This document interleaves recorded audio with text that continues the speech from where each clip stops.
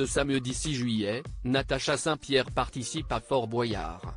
Elle sera sûrement plus à l'aise dans le cultissime Jeux de France 2 que cette fois où elle a fini au poste de police, soupçonnée de vol. Plus de 2 décennies après ses premiers succès dans le monde de la musique, Natacha Saint-Pierre s'est donné un nouveau défi, qu'elle a relevé haut la main, celui de participer à une émission de télévision hors du commun.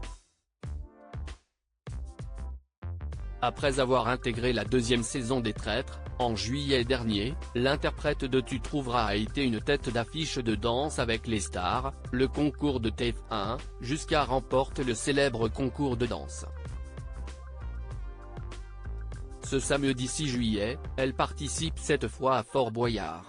L'occasion idéale de revenir sur l'une des anecdotes les plus insolites de sa vie, la fois où elle s'est fait arrêter par la police pour avoir volé son propre véhicule. C'est Natacha Saint-Pierre qui avait raconté cette drôle d'histoire, en juillet 2023, sur les ondes de RTL. Natacha Saint-Pierre raconte son passage au poste de police. La célébrité ne permet pas de tout faire, et ce n'est pas Natacha Saint-Pierre qui dira le contraire. Comme révélé sur les ondes de nos confrères, la chanteuse a, un jour, été arrêtée par la police pour une raison pour le moins insolite: je fais une tournée de spectacle au Québec.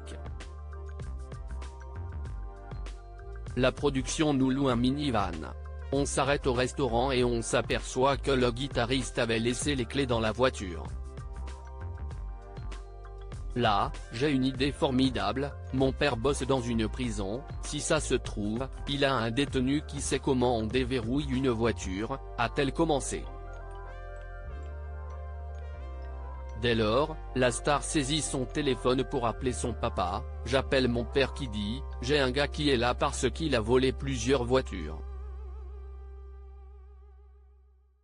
Le détenu me prend au téléphone et me dit il faut que tu trouves un cintre et il faut rétrécir la boucle. Suivant les conseils du détenu, Natacha Saint-Pierre parvient à ouvrir la voiture, mais se retrouve soudainement face à un policier. C'est une curieuse façon d'ouvrir son véhicule, donc je lui donne les papiers du véhicule et il me dit, à moins que vous vous appeliez production, je ne sais plus quoi, ce véhicule n'est pas loué à votre nom.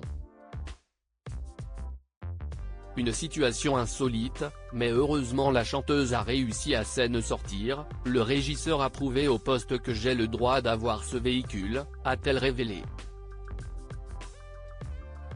Une anecdote inoubliable.